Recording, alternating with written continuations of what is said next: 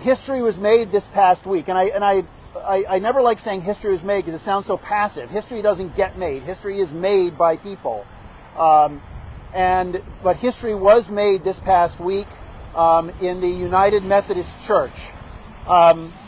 Next month is Pride Month, and you'll probably remember the struggles that the Methodist Church has gone through with respect to LGBTQ issues. I've spoken about it a number of times. Pastor Michael Cobb, who was the pastor at the Methodist Church in Woodbury for a couple of years and spoke here frequently, kept us abreast of what was going on. And the rules for as long as they've been rules, had been against the ordination of gay pastors and against the celebration of gay marriages. And for years that caused significant divisions within the national church and the international church. It included many conservative congregations splitting off from the American Methodist Church. There have been developments this past week, and to speak about those, I'd like you to welcome to Justice Southbury the new pastor at the Woodbury United Methodist Church, Brian Bodt.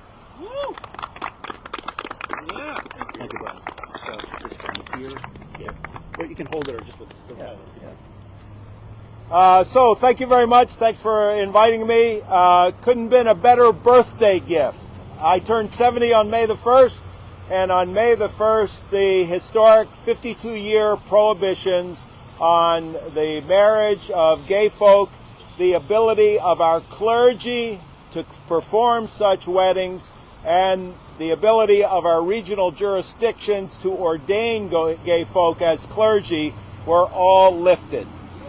So that was a great day. That was a great day. I've shared with Rick that this has been a journey for me openly since I was 17. My best friend in high school came to me one day and he said, "You know, they say you're gay." And I said, "And what if I am?" And Drew, who was the star center of the basketball team with all of the social connections that entails, paused for a long time, and then he said, "I guess it doesn't matter." And I said, "Great, then we can still be friends." I started to walk away, and then I turned back and I said, "By the way, I'm not, but it still shouldn't matter." And so that's been a cause that I've taken up throughout my whole career, now 46 years. And I'm just so excited that General Conference has taken these steps. The one piece that has been left to local churches is whether such ceremonies, same-gender or same-sex ceremonies, will be allowed in our churches. That will be left to local church boards of trustees, and that's a nod, I think, to the more conservative elements of our church. As some of you know, part of this was possible because 25% of our churches, seeing the writing on the wall, as it were, have left over the course of the last 2.5 years.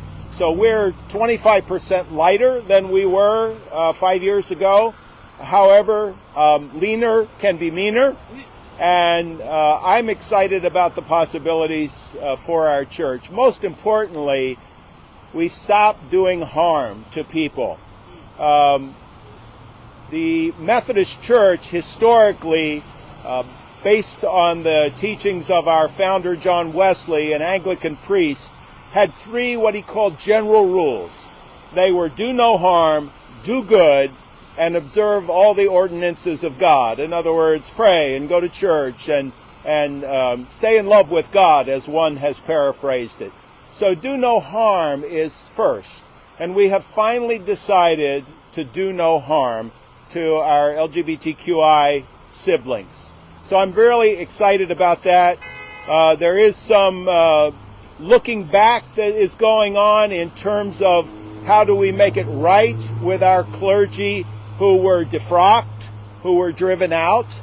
To be honest, I haven't read all the legislation, so I'm not sure where we are on that. But certainly the efforts are there and they will be made.